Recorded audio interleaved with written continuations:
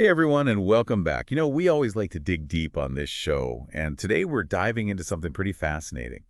Um, the minds of young athletes. Ooh, interesting. Yeah, we spend so much time focusing on the physical side of things, the training and all that, Exactly. but understanding how their minds work is like just as important. Absolutely. It's like you can have a super powerful engine, but if the navigation system is all messed up, you're not going to get where you want to go. That's such a good analogy, Yeah. and that's exactly what we're going to be breaking down today. Mhm. We're looking at this article from Coachology. It's called Understanding Developmental Psychology, a game changer for young athletes. I love that title. Yeah, it's catchy, right? And it really gets to the heart of what we're talking about. So Yeah. this deep dive is all about giving you the insights you need to help young athletes really thrive, on and off the field. And I think this article does a fantastic job of highlighting one key point right from the start. Okay, which is, Young athletes are not just miniature adults. haha, right. They're not just shrunken down grown-ups. Exactly. They're still developing and their brains are wired differently, and that plays a huge role in how they handle pressure, how they interact with their teammates, the whole thing. Okay, so let's unpack that a little bit. Yeah. The article starts by talking about cognitive development. Right. Can you explain what exactly that means in the context of sports? Sure. So basically, cognitive development refers to how kids think, learn, and make decisions. Okay. It's not just about being smart, but about the actual processes their brains are using to process information and then use that information to strategize during a game, for example. So it's like the mental game of sports. Exactly. It's the mental playbook. I'm guessing, though, that this isn't the same for every kid, right? Hmm. Like some kids are going to develop these skills faster than others. Absolutely. And researchers Adams and Schaefer, they found that kids are at different cognitive stages. Some kids might pick up on complex plays really quickly, while others need more time and support to grasp those same concepts. It's like some kids are playing the game on easy mode while others are stuck on expert. Uh-huh. Yeah, that's a good way to put it. And as coaches and parents, we need to be aware of these different stages so we can adjust our expectations and provide the right kind of support. That makes a lot of sense. Yeah. Because if you're trying to teach a complex strategy to a kid who's not cognitively ready for it, it's just going to lead to frustration for everyone involved. Exactly. And the article highlights a really fascinating study by Shump and Graeber. They found that athletes with strong cognitive skills actually make better decisions when they're under pressure. Oh, that's interesting. So those mental drills and exercises we do with kids, those aren't just for fun. Nope. They're actually training their brains to stay focused and make good decisions when it matters most. So it's like mental weightlifting, Yes.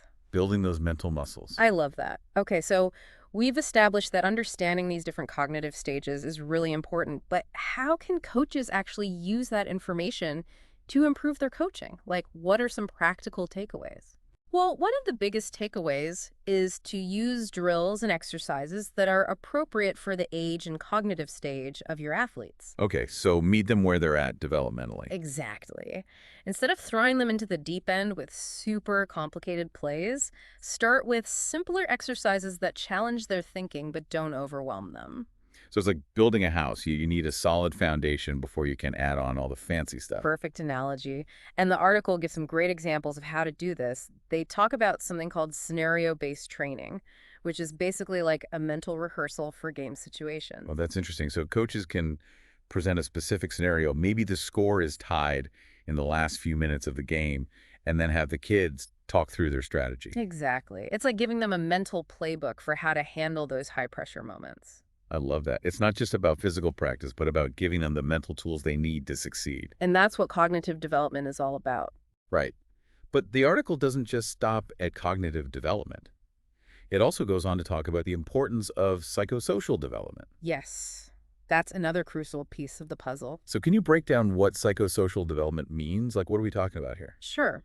So, psychosocial development basically encompasses how kids develop social skills, how they build their identities, and how they learn to manage their emotions. Okay, so it's about how they interact with the world around them. Exactly. And think about all the things that are happening during these years, you know? They're learning to work as a team, they're dealing with the ups and downs of winning and losing, and they're trying to figure out who they are as individuals all at the same time. And they're doing all of that while also trying to master their sport. Exactly. It's a lot to juggle. No kidding. And I'm guessing this is all happening during a pretty critical time in their lives, right? Like these are the years when they're really shaping who they are. Absolutely. And there's some great research on this. Weiss and Shamatam back in 1992, they really highlighted how crucial these years are for shaping a young person's sense of self. So it's not just about, learning to hit a ball or swim a lap. Right. It's about developing all those essential life skills Yeah. that will help them succeed no matter what path they choose. And that's why it's so important for coaches and parents to be aware of these different aspects of development and to create environments that support young athletes in all these areas. So we're not just shaping good athletes, we're shaping good people. I like that. We're shaping good people. Exactly. So we've talked about cognitive development and psychosocial development and how they both play a huge role in the overall success of young athletes. Right. Is there anything else that we should keep in mind as parents and coaches? Anything else that the article highlights as being really important for these young athletes? Yeah, there's one more key concept that we need to touch on, and that is resilience. Ah, resilience. Okay, so tell me more about that. Why is resilience so important for young athletes? Well, resilience is basically the ability to bounce back from setbacks and keep going, even when things get tough.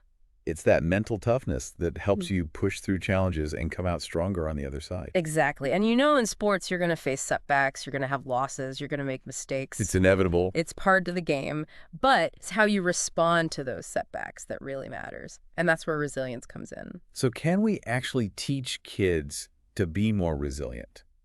Or is it something that they're either born with or not? That's a good question, and there's actually been some really interesting research on this. Okay, I'm curious to hear about it. So Franks and his team did this study, and they found that young athletes who faced and overcame obstacles actually became more resilient. That's counterintuitive. Mm. It's like we want to protect our kids from difficult situations, but maybe facing those challenges actually helps them grow. It's like a muscle. The more you use it, the stronger it gets. So by creating supportive environments where kids can learn from their mistakes, we're actually helping them build that resilience muscle. Exactly. It's not about shielding them from challenges, but about giving them the tools and the support they need to face adversity head on and come out stronger on the other side. And that's a valuable lesson, not just in sports, but in life in general. Absolutely. It's one of the most important things we can teach young people. This is all fantastic information. Yeah. I'm already starting to see how understanding these concepts can make a huge difference in how we coach and parent young athletes. Yeah, and we just scratched the surface. There's so much more to explore in this article. So before we move on, I want to make sure we've covered everything on these first few points. So we've talked about cognitive development, psychosocial development, and building resilience. Is there anything else we should touch on before we move on? Yes. One last thing to remember is that every athlete is an individual. Oh, that's a great point. Mhm. We can't apply these concepts in a cookie-cutter way. Exactly. Some kids might need more support in certain areas, while others might thrive with more independence. So it's about being observant, paying attention to each athlete's unique needs, and then adjusting our approach accordingly. Exactly. It's about finding that balance between providing support and fostering independence. All right, so let's keep that in mind as we continue our deep dive. Hmm? In the next part, we're going to explore some more specific strategies for applying these concepts in real-world coaching and parenting situations. I'm excited to get into the nitty-gritty. Me too. Stay tuned because we'll be right back with more insights from Understanding Developmental Psychology, a game changer for young athletes. Welcome back, everyone. Ready for part 2 of our deep dive. I am. All right, so we've laid the groundwork, talking about cognitive and psychosocial development and how important it is to build resilience in young athletes. Right. All that good stuff. Exactly. Yeah. But now I want to get into the actionable stuff, Yeah. How can we actually apply all this knowledge? Yeah, let's make it practical. Perfect. So where do we start? What are some specific strategies that parents and coaches can use? Well, remember how we talked about those different cognitive stages in kids? Yeah. The article really stresses that you got to adapt your coaching based on those stages. Okay, so what does that look like in practice? So for younger athletes, you want to keep things simple and fun. Right. Make sure they're enjoying the sport. Exactly. Focus on building those basic skills, and then as they get older and their brains develop further, you can gradually introduce more complicated drills and strategies. So don't overload them too early. Exactly. It's like starting with the alphabet before you expect them to write a novel. Uh-huh. Yeah, that's a good way to put it. But it's not just about simplifying things for younger kids, right? Right. Even with older athletes, we need to create opportunities for them to think critically and problem solve. Absolutely. And one way to do that is by asking them questions instead of just telling them what to do. So instead of saying, do this drill this way, you might say, what are some different ways we could approach this drill?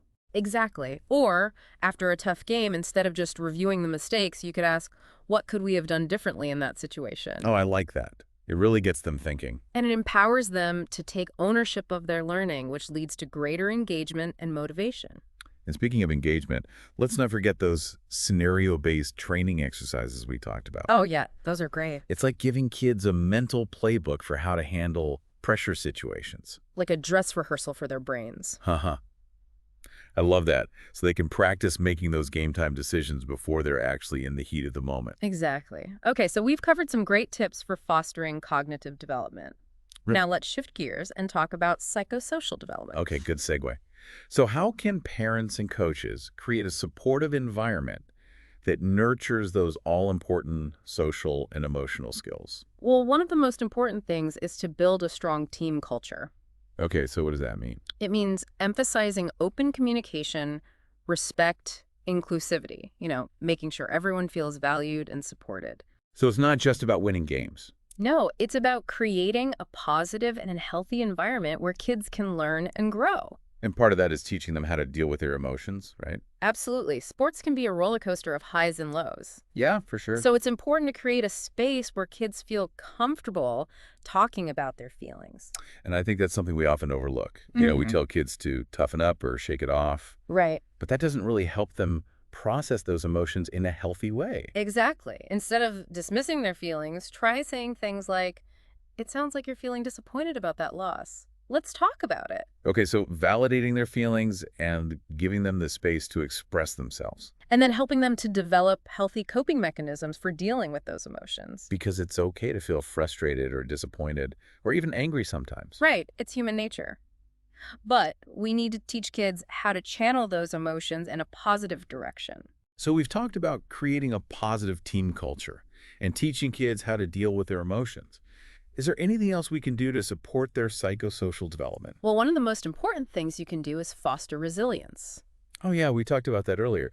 But how do we actually put that into practice? Like, what are some concrete tips for building resilience in young athletes? Well, it's not about protecting them from challenges. It's about helping them to reframe those challenges as opportunities for growth. Oh, that's interesting. So instead of viewing a loss as a failure, you help them see it as a chance to learn and improve. Exactly. And encourage them to focus on what they can control. Okay, so instead of dwelling on a bad call from the ref, they can focus on their own effort and performance. Right. And when they do face setbacks, help them break down the situation and analyze what happened. So it's like turning those mistakes into valuable learning experiences. Exactly. Instead of letting setbacks define them, they learn to use them as fuel to grow. And that's what resilience is all about. Not just bouncing back, but bouncing back stronger. Couldn't have said it better myself. Okay, so this is all great stuff, but I'm wondering, can parents play a role in building resilience, or is this mostly on the coaches? Oh, parents play a crucial role. The home environment is where these skills are first developed. So what can parents do? Well, you can create opportunities for your kids to face challenges and overcome them, even outside of sports. Okay, so if my kid is struggling to learn a new skill like riding a bike, Right. I shouldn't just step in and do it for them. Hmm. I should encourage them to keep practicing and working through those frustrations. Exactly. And celebrate their effort and perseverance, even if they don't succeed right away. That's how they learn that it's okay to make mistakes and that they can overcome obstacles with hard work and determination. And that's a powerful message. Okay, so we've talked about creating a supportive environment, building resilience, and now I want to touch on another important concept that the article highlights: autonomy. Yeah, autonomy is key. So can you explain why that is so crucial for young athletes? Sure. So autonomy is basically about giving kids a sense of control over their own actions and decisions. Okay. When they feel like they have a say in their training, they're more likely to be engaged and motivated. So instead of just following orders, they feel like active participants in their own development. Exactly. And that can make a huge difference in their overall enjoyment and success. Okay, but how much autonomy should we actually give them? I mean, they are kids after all. That's a great question. It's about finding that balance. Start by giving them small choices. Like what? Give me some examples. Sure, like you could say, do you want to work on your passing or your shooting today? Or what are some goals you'd like to set for yourself this season? Oh, I like that. It makes them feel like their voices are heard and that their opinions matter. Exactly. And then as they get older and show responsibility, you can gradually give them more autonomy. So maybe they get to choose which drills to focus on during practice Mhm. or help design a team warm-up routine. Exactly. It's about gradually releasing control and empowering them to take ownership of their development. I love that. So it's not just about telling them what to do. It's about guiding them and supporting them as they learn to make their own decisions. Right. And there's actually research to back this up. Oh, really? Yeah, Pelletier and his colleagues, they did a study and found that athletes who felt they had autonomy in their training were more engaged, satisfied, and persistent even when facing challenges. Wow, that's impressive. So giving kids a sense of ownership over their training can actually help them stick with it and overcome obstacles. And it's not just about their performance in sports. When Mhm. they learn to make decisions and take ownership, those skills translate into other areas of their lives as well. It's like those skills are transferable. Exactly. Okay, so we've covered a lot of ground here. We've talked about creating a supportive environment, building resilience, fostering autonomy. It's a lot to take in. It is. But I think it's all starting to come together, right? It is. Like, I'm starting to see how these concepts all fit together, how they're all interconnected. Exactly. They all work together to support the overall development of young athletes. So it's not about just focusing on one thing. It's about taking a holistic approach. You got it. And I think it's helpful to see how this might look in a real-world setting. Okay, yeah, give me an example. All right, so imagine a young soccer player who's struggling to master a new skill like juggling the ball. Okay, I can picture that. So in a supportive environment, the coach might encourage the player to break down the skill into smaller steps. Right, so it's not so overwhelming. And they might offer specific feedback on their technique. So the coach is providing support and guidance, but without taking over. Exactly.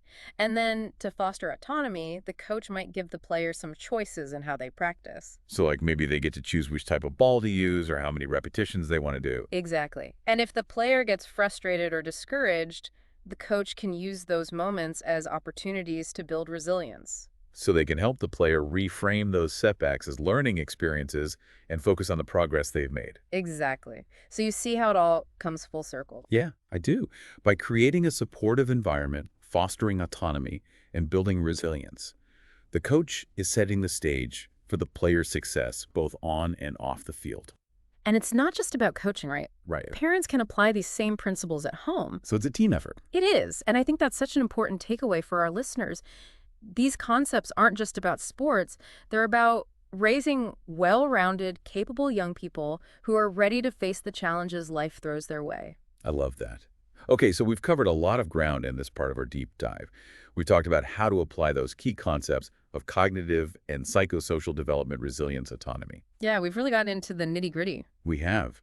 But there's one more crucial piece of the puzzle that we need to explore, and that is identity development. Ah, yes, that's a big one.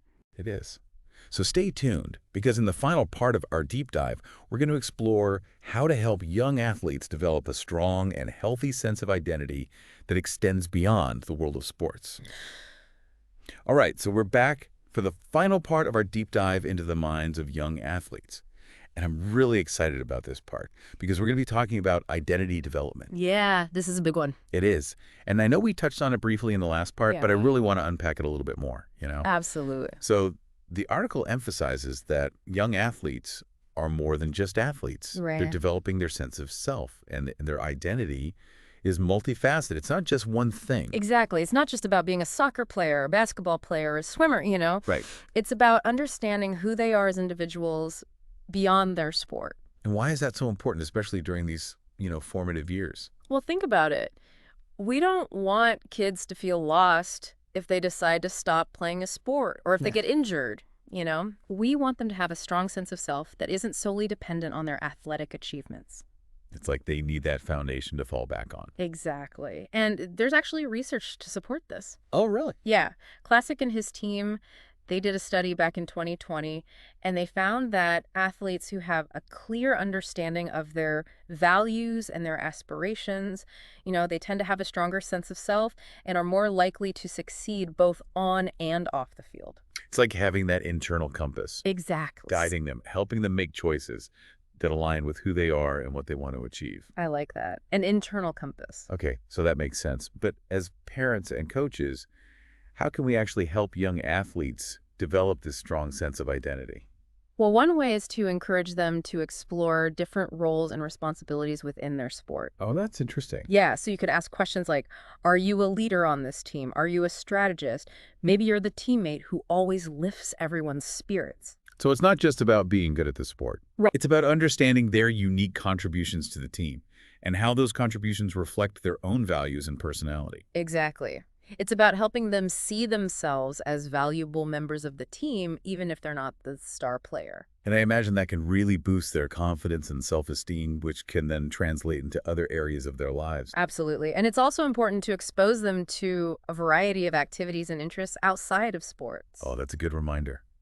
We can't let their whole world revolve around their sport. Right. Encourage them to try different things, music, art, volunteering, anything that sparks their interest. So it's about fostering their interests and helping them discover their unique strengths and talents. Exactly. The more well-rounded they are, the stronger their sense of self will be. Okay, so we've talked about fostering their interests and helping them discover their strengths. Mm.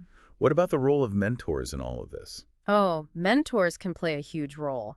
Think about it. Having a positive role model who can offer guidance and support during these years can make a world of difference. Yeah, for sure. And it doesn't have to be someone super famous or anything. It could be an older athlete, a teacher, a family friend, anyone who embodies the values and qualities you want to see in your young athlete. It's about having someone they can look up to, someone who can help them navigate those tricky waters of adolescence and figuring out who they are. Exactly. And don't underestimate the impact you as parents and coaches can have as mentors. Oh yeah, we're role models too. You are. Be present, be supportive, and share your own experiences, both the successes and the failures. So it's about showing them that you're human, that you've faced challenges and come out the other side. And that's such a powerful message for young people to hear. Okay, so we've talked about identity development, but there's one more thing I want to touch on before we wrap up, and that's the role of technology. Ooh, yes. Technology. It's everywhere, right? And it's definitely impacting young athletes in a lot of ways. It's a double-edged sword. Yeah, how so? Well, on the one hand, technology can be a fantastic tool for learning, connecting, finding inspiration. There are so many apps and online resources designed for athletes.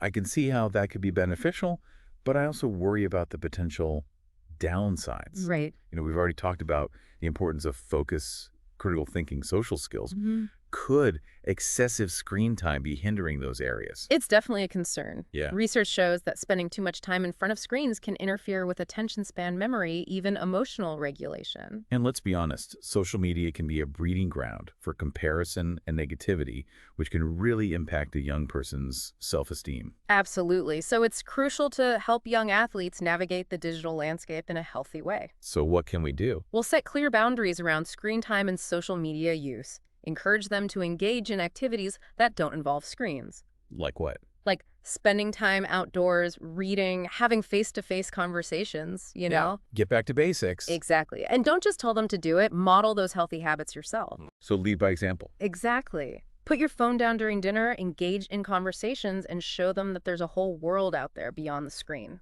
I love that. Okay, so we've covered a lot of ground in this deep dive. We've talked about cognitive and psychosocial development, resilience, autonomy, identity development, and the impact of technology. It's been quite a journey.